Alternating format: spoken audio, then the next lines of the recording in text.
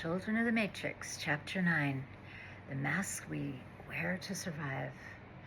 What if most people are performing identities they never consciously choose, not because they're fake, but because survival taught them who they needed to become? One of the deepest themes in this chapter of Children of the Matrix is the idea that human beings wear masks, social masks, emotional masks, protective identities, and over time, many people forget who they are beneath them.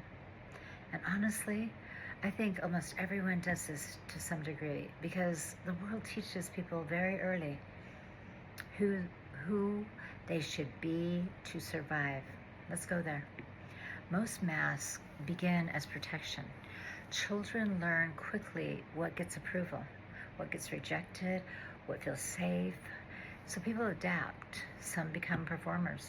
Some become caretakers. Some become invisible. Some become hyper independent. And eventually the adaptation becomes identity. That's powerful because many people aren't living as their authentic selves. They're living as survival versions of themselves. This chapter made me think deeply about performance. How much of modern life is built around being accepted, being chosen, being validated? People learn to present versions of themselves that fit expectations, social expectations, family expectations, and cultural expectations. And after enough years, many people no longer know the difference between who they are and who they learn to be. That's profound. This chapter also connects strongly to Carl Jung and the idea of the persona. Jung believed people create social masks to function in society. And the mask itself isn't bad. The problem becomes when the mask completely replaces the authentic self. Because eventually people become disconnected from their real emotions, their intuition, their truth. And that disconnection creates suffering because the soul cannot fully breathe through performance forever.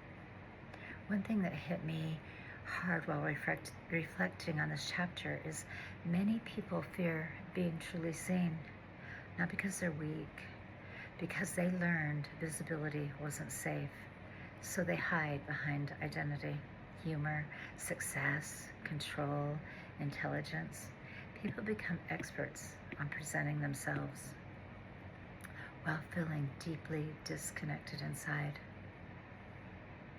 And maybe awakening begins when someone finally becomes honest enough to ask, who am I beneath the performance?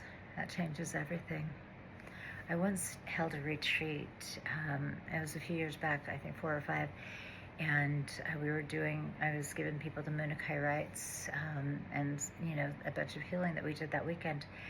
And on that week in particular, I looked in the mirror and I said out loud, this was a mistake, I'm tired of this mask that I have on me.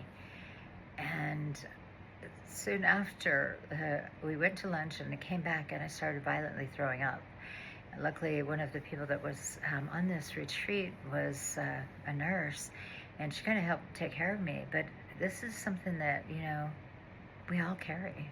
I just wanted to bring that up. It's so profound to me, especially after my experience.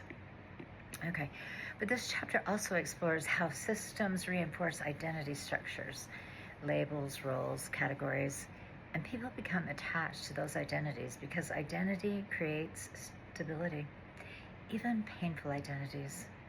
That's important because sometimes people protect the very identity that keeps them suffering simply because it's familiar. And awakening often requires identity disruption, which can feel terrifying at first, but also liberating.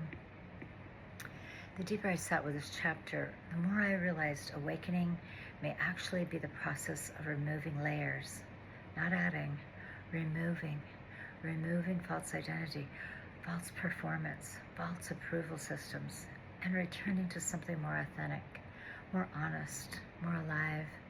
And maybe that's why awakening can feel uncomfortable, because authenticity requires vulnerability, but it also creates freedom. My biggest takeaway from this chapter is many people spend their lives performing survival identities without ever discovering who they truly are underneath them. And maybe awakening begins when the mask becomes too heavy to carry, when the performance stops working, when the soul finally asks for truth. And maybe freedom isn't becoming something new. Maybe it's finally stopping the performance. Maybe the most radical thing a person can do is become real. If this resonates, subscribe and share with others. I'm walking chapter by chapter, Children of the Matrix, through consciousness, sovereignty, and awakening. And tell me in the comments, do you think most people know who they are, who they really are, beneath the roles they play? Thanks for sharing.